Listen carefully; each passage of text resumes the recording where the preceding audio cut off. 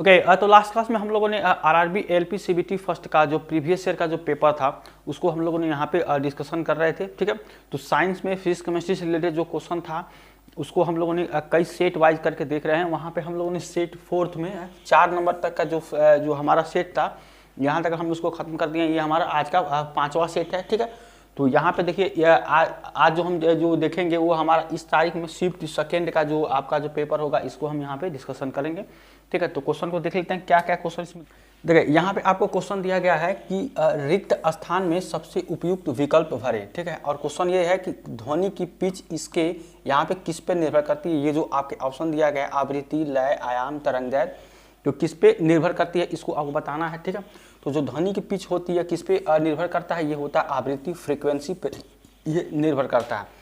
और क्या होती है जो पिच होता है ध्वनि का ऐसा लक्षण होता है जो क्या करता है उस जो ध्वनि का मोटा या पतला होना वहाँ पे बताता है। ठीक है, तो ये आपका पिच होता है। ठीक है, और ये क्या होता है, ये पिच जो आपके यहाँ इस पे इसके आवृत्ति पर ये निर्भर करता है। ठीक है, तो इसका ऑप्शन नंबर ए हो जाएगा, इसको आप याद रखिएगा। देखिए यहाँ पे अगला क्वेश्चन आपको दिया गया है कि H2O2 और क्लोरीन का यहाँ पे रिएक्शन हो रहा है। ठीक है, और ये आपका यहाँ मिल रहा है कि अभिक्रिया में H2O2 किसके रूप में कार्य करता है। ठीक है, तो देखिए यहाँ पे जो है आपको ऑप्शन में दिया गया है कि एक क्षार का काम कर रहा है, एक अपचारक का। ठीक है, यहाँ पे अपचायक होता है। ठीक है, एक यहाँ पे आपका अम्ल है, एक आपका ऑक्सीकारक है, ऑक्सीडेशन जिसको बोलते हैं। ठीक है, ये आपका रिडक्शन होता है। देखिए इसका पे जो होता है इसमें ये आपका होता है ये एक अपचारक का काम कार्य करता है। ठीक है, और देखिए यहाँ पे जो आपका दिया गया रिएक्शन कि H2O2। ठीक है, और H2O2 का नाम क्या है, इसको बोलते हैं हाइड्रोजन परऑक्साइड। ठीक है, हाइड्रोजन परऑक्साइड, इसको याद रखिएगा, हाइड्रोजन परऑक्साइड इसको बोलते हैं। और यहाँ पे आपका ये रिएक्शन दिया गया है H2 और यहाँ पे ऑक्सीजन का हो रहा है, सॉरी यहाँ पे Cl2 हो रहा है, Cl2 है ये।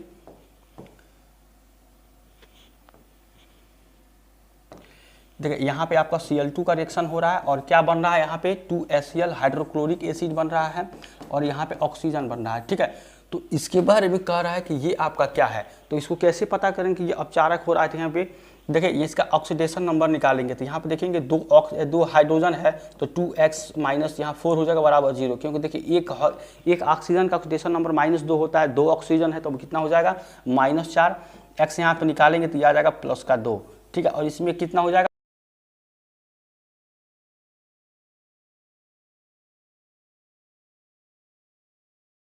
घटेगा तो वहाँ पे क्या हो जाएगा अपचारक हो जाएगा।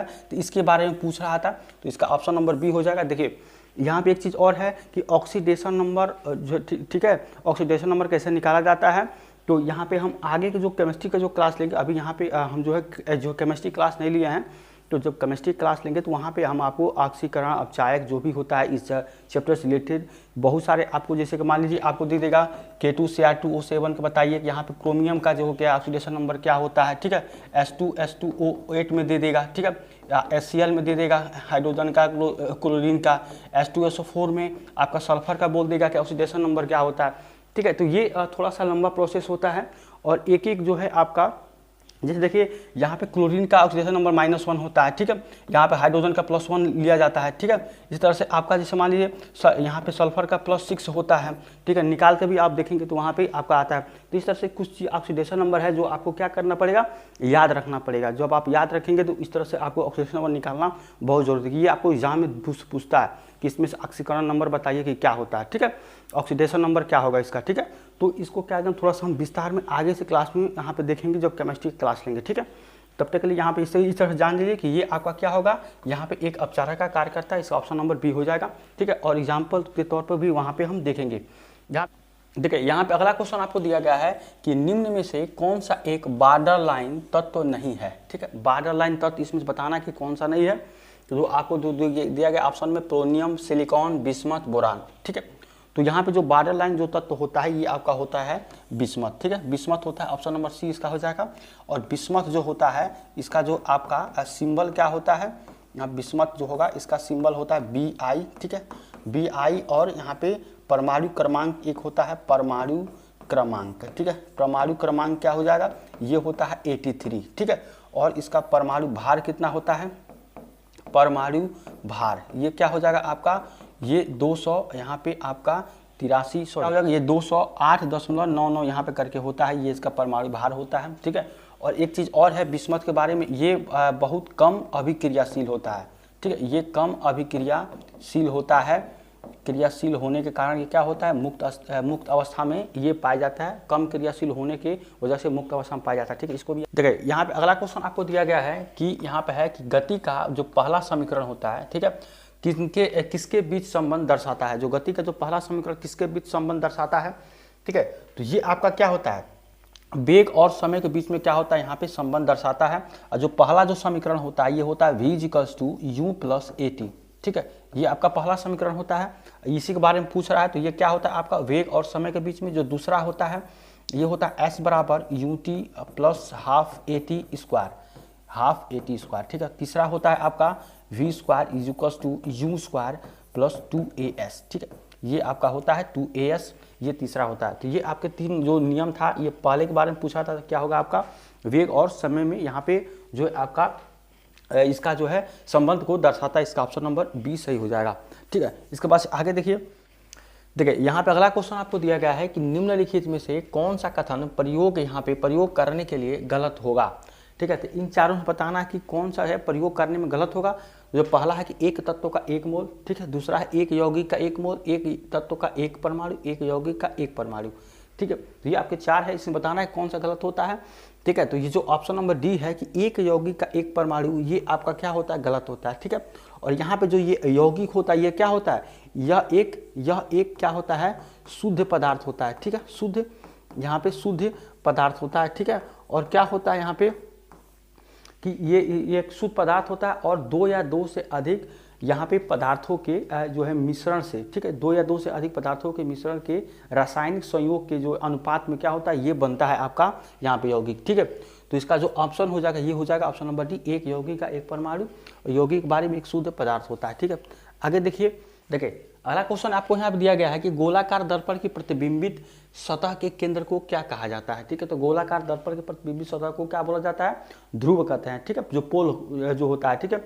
इसके बारे में हम लोगों ने ऑलरेडी फिजिक्स का जो चैप्टर जो वहाँ पे लाइट पढ़े हैं उसके बारे में हम लोगों ने डिस्कशन अच्छे से किया है। और आप नहीं देखें तो जाकर वहाँ पे देख लीजिएगा, ठीक है। तो इसको क्या कहते हैं, ये पोल होता है ध्रुव, ठीक है। तो इसको हम लोग जो है पिछली क्लासों में देख चुके हैं, तो वहाँ पे आप इसको देख लीजिएगा, ये आपका पोल ध्रुव होता है। आगे देखिए यहाँ पे अगला क्वेश्चन आपको दिया गया है कि निम्नलिखित में से कौन से वैज्ञानिक ने यहाँ पे 2 आवेशित कणों के बीच आकर्षण या प्रतिकर्षण के बल को नियंत्रित करने वाला नियम दिया है, ठीक है। तो आपको हम पहले बताए थे कि 2 चार्ज होता है Q1 Q2, ठीक है, Q1 Q2 2 चार्ज है, ठीक है। इसके बीच की दूरी है यहाँ पे r है, तो इनके दूरी की जो फोर्स लगेगी, ठीक है, वो कितना होता है 1/4πε0 Q1 Q2 बाई यहाँ पे r², ठीक है, Q1 Q2 बाई r²। इसके दोनों के बीच की दूरी की यहाँ पे ये वर्ग होता है, ठीक है। तो ये आपके कौन दिए थे, ये आपका जो कूलाम का नियम यहाँ पे चार्ल्स ने ये दिए थे, ठीक है। आकर्षण और प्रतिकर्षण के बल को नियंत्रित करने वाला ये नियम थे, चार्ल्स कूलाम जिसको। देखिए यहाँ पे जो अगला क्वेश्चन आपको दिया गया है कि निम्नलिखित में से कौन सा एक धनायन होता है, ठीक है। तो धनायन के लिए इसको लिए आपको सबसे पहले क्या करें, देखिए यहाँ पे हाइड्रोक्साइड क्या होता है, ये होता है OH-, ये आपका हाइड्रोक्साइड होता है। नाइट्रेट क्या होता है, ये होता है NO3-, ठीक है, NO3- होता है। इस तरह देखिए यहाँ पे कार्बोनेट है, तो ये कितना होता है CO3-2 होता है। और अमोनिया क्या होता है यहाँ पे, ये होता है NH4+, ये आपका अमोनियम होता है। देखिए सब पे यहाँ पर आपको माइनस दिख रहा है, लेकिन यहाँ पे क्या होगा, प्लस होगा, तो ये आपका धनायन होता है, ठीक है। तो इसका आंसर हो जाएगा, ये हो जाएगा यहाँ पे धनायन जो है अमोनियम हो जाएगा, यहाँ पे ये आपका धनायन होता है, ठीक है। तो इसका यही पूछा था कौन सा धनायन है, तो इस ऑप्शन नंबर डी हो जाएगा। अगला आपको दिया गया है कि निर्वात में, ठीक है, यहाँ पे प्रकाश का वेग कितना होता है, ठीक है। निर्वात में प्रकाश का वेग कितना होता है, इसको पहले भी बताए थे कि 3 × 10⁸ मीटर पर सेकेंड, या इसको 3 × 10⁸ मीटर सेकेंड -1, इस तरह से भी आप लिख सकते हैं। यहाँ पे वेलोसिटी ऑफ लाइट, ठीक है, वेलोसिटी ऑफ लाइट इसको बोलते हैं, ठीक है, वेलोसिटी ऑफ लाइट, ये आपका होता है 3 × 10⁸ मीटर पर सेकेंड, ठीक है। तो इसका आंसर नंबर क्या हो जाएगा, यहाँ पे सी हो जाएगा, ठीक है, यहाँ पे जो दिया गया है, ठीक है। इसके बाद आगे देखिए यहाँ पे अगला क्वेश्चन आपका है कि यदि घोल ए धातु ए है, यदि घोल से धातु ए धातु बी को प्रतिस्थापित करती है, तो धातु ए के बारे में पूछ रहा है। मान लीजिए वहाँ पे घोल है, ठीक है, घोल दिया गया है, उसमें ए और बी है, ठीक है। तो जो आपका है कि धातु ए धातु बी को, यहाँ पे ये धातु दोनों क्या है, धातु हैं, तो जो ये है इसको प्रतिस्थापित करती है, तो इसके बारे में पूछ रहा है। तो ये क्या होगा, इसके तुलना में, ये बी के तुलना में ये क्या होता है, प्रतिक्रियाशील, ज़्यादा प्रतिक्रियाशील हो, यानी कि बी की तुलना में अधिक क्या होगा, प्रतिक्रियाशील है। यहाँ पे जो है आपका धातु ए बी की तुलना में क्या है, ज़्यादा प्रतिक्रियाशील है। ठीक है, इसका ऑप्शन नंबर ए हो जाएगा। यहाँ पे अगला क्वेश्चन आपको दिया गया है कि संक्रमण तत्व क्या होते हैं। ठीक है, तो संक्रमण तत्व, इसको ट्रांजिशन एलिमेंट भी बोलते हैं। ठीक है, तो जो हम पीरियाडिक टेबल पढ़ते हैं उसमें क्या होता है, ये आपका जो है यहाँ पे ये एस ब्लॉक होता है, एस ब्लॉक। ठीक है, और ये आपका देखेंगे इधर आपका क्या होता है, ये आपका पी ब्लॉक होता है। ठीक है, पी ब्लॉक के एलिमेंट होता है। बीच में जो आप देखिएगा यहाँ पे ये आपके जितने भी एलिमेंट होते हैं, ठीक है, ये 3 से वर्ग 3 से लेकर 12 तक के जितने भी एलिमेंट होते हैं ये आपके डी ब्लॉक होते हैं। ठीक है, यहाँ पे ये डी ब्लॉक होते हैं, इसको डी ब्लॉक कहते हैं। और नीचे आपका क्या होता है, यहाँ पे एफ ब्लॉक होता है। ठीक है, इसके बारे में आप पीरियोडिक टेबल में देखे होंगे। तो जो ट्रांजिशन, जो ये डी ब्लॉक के एलिमेंट होते हैं, ठीक है, यहाँ पे 38 एलिमेंट होते हैं, 38 तत्व यहाँ पे होते हैं। वो क्या होते हैं आपके, ये ट्रांजिशन एलिमेंट इसको बोलते हैं, संक्रमण तत्व उसको बोलते हैं। ठीक है, तो यही आपका बोल रहा है कि संक्रमण तत्व क्या होते हैं। तो देखिए यहाँ पे जो है आपका कि वह तत्व जिनके 3 सबसे बाहरी सेल अधूरे होते हैं, वह तत्व जिनके धातुओं और गैर धातुओं के दोनों गुण होते हैं, इनमें सबसे बाहरी सेल में 8 इलेक्ट्रॉन होते हैं, वह तत्व जिनके क्या होते हैं, 2 सबसे बाहरी सेल अधूरे होते हैं। तो इसका जो आंसर हो जाता है ये होता है कि वह तत्व जिनके 2 सबसे बाहरी सेल जो है अधूरे होते हैं, ये हो जाएगा। ये इसके बारे में, संक्रमण तत्व के बारे में इसका ऑप्शन होगा, ये सही है। ठीक है, और एक चीज़ और है, जो पीरियाडिक टेबल है उसको हम अभी देखे नहीं, जैसे कि हम बहुत सारे क्वेश्चन जो केमिस्ट्री का आ रहा है तो केमिस्ट्री का पूरा पार्ट नहीं देखें, लेकिन पीरियाडिक टेबल जब हम पढ़ेंगे तो इस तरह के जो भी प्रॉब्लम वहाँ बनेगा ज़्यादा से ज़्यादा उसको हम देखेंगे। ठीक है, तो यहाँ पे अभी ये जानिए जो ये डी ब्लॉक होता है, ठीक है, यहाँ पे वर्ग 3 से 12 तक का जो भी 38 एलिमेंट होता है वो आपका संक्रमण तत्व होता है। ठीक है, और इसके में क्या होता है कि 2 जो सबसे बाहरी सेल होते हैं वो अधूरे होते हैं। ठीक है, तो इसका ऑप्शन नंबर डी हो जाएगा। आगे देखिए, ठीक है, यहाँ पे आपको क्वेश्चन दिया गया है कि यांत्रिक ऊर्जा जो होता है, गतिज ऊर्जा और यहाँ पे क्या, मतलब इसके बारे में पूछ रहा है कि इनमें से कौन यांत्रिक ऊर्जा उसके बराबर होता है। ठीक है, तो वर्क पावर एनर्जी हम पढ़े थे, तो वहाँ पे क्या पढ़े थे कि जो यांत्रिक ऊर्जा होता है, ठीक है, यांत्रिक ऊर्जा वो क्या होता है आपका, यहाँ पे ये आपका गतिज ऊर्जा और क्या होता है, यांत्रिक ऊर्जा और गतिज ऊर्जा। ठीक है, यहाँ पे गतिज ऊर्जा और क्या होता है यहाँ पे स्थितिज ऊर्जा, स्थितिज ऊर्जा। ठीक है, स्थितिज ऊर्जा उसको बोलते हैं, यानी कि यहाँ पे काइनेटिक एनर्जी और पोटेंशियल एनर्जी के बराबर होता है यांत्रिक ऊर्जा, और यांत्रिक ऊर्जा को एनर्जी में क्या बोलते हैं, मैकेनिकल एनर्जी। ठीक है, मैकेनिकल एनर्जी ये आपका काइनेटिक, ये आपका पोटेंशियल एनर्जी होता है। तो ये आपका गतिज और स्थितिज ऊर्जा के योग के बराबर होता है, यानी कि इसका क्या हो जाएगा, ऑप्शन नंबर ए सही हो जाएगा, स्थितिज ऊर्जा। ठीक है, तो इसका फर्स्ट ऑप्शन सही होगा। आगे देखिए, आगे ठीक है, यहाँ पे अगला क्वेश्चन आपको दिया गया है कि जब मैग्नीशियम रिबन हवा में जलाया जाता है तो कौन सा यौगिक उत्पन्न होता है। ठीक है, तो यहाँ पे आपको कौन सा यौगिक उत्पन्न होता है इसके बारे में पूछा जा रहा है। जो यहाँ पहला है magnesium nitride, magnesium nitrate, magnesium oxide, magnesium carbonate. ठीक है, तो जब इसको रिबन को हवा में जलाते हैं तो बनता है आपको मैग्नीशियम ऑक्साइड। ठीक है, और मैग्नीशियम ऑक्साइड का जो फार्मूला होता है यहाँ पे मैग्नीशियम, यहाँ पे मैग्नीशियम ऑक्साइड, ठीक है, ये होता है, इसका फार्मूला होता है आपको MgO, ये आपका इसका फार्मूला होता है।